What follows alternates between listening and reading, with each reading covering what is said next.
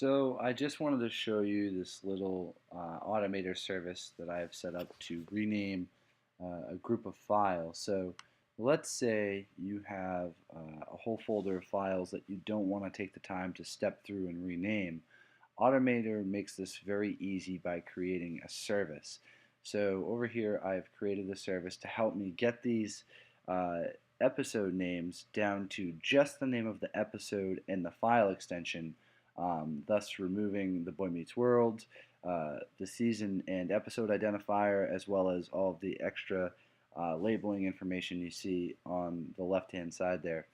Um, on the right, this is the Automator service that I've built that steps through and finds Boy Meets World, uh, ignoring the case and replacing it with nothing. The next step then is replacing DVD rip and that whole string of text and replacing it with nothing. And you'll notice again I've chosen to ignore case just in case there's any fluctuation there.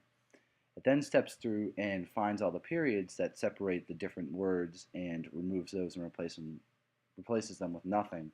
The trouble with that is you then have a broken file because it has no extension.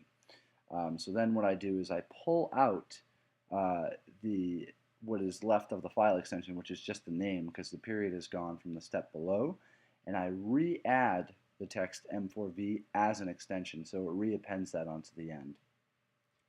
The very last step of the service runs an Apple script, which basically what it does is after everything before the Apple script has run, I'm left with just the season number and episode identifier.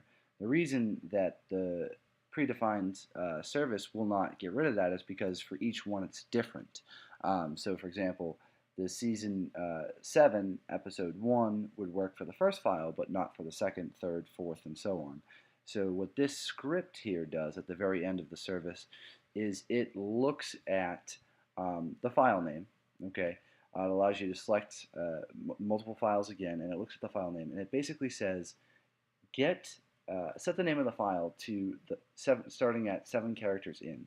So what will happen is once the service has done everything up until this point here, I'll be left with a file name that is sort of just SO7E01 showmethelove.m4v.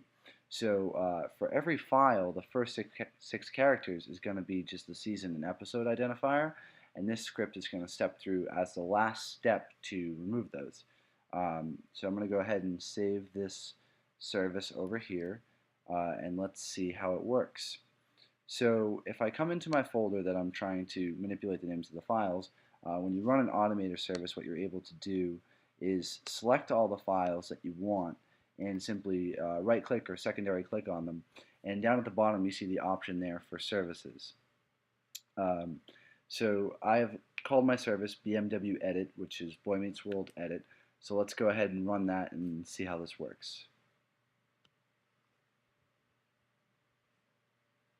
Okay, so as you can see in the background there, it has gone through and removed everything but what we had talked about. Now, what I'm left with again is the season number and episode identifier. And so what has popped up is per the script, it's asking me to choose the files that I'm looking to manipulate, which are here in my iTunes media folder under TV shows, season 7. And I'm going to go ahead and select all these again and go ahead and hit choose, and we'll watch what happens on the left hand side here. And as you can see, it has gone through and gotten rid of the rest of that. So it's a very convenient little service, especially if you have multiple seasons of the same TV show, to be able to step through and remove any extraneous information that you want from the title names.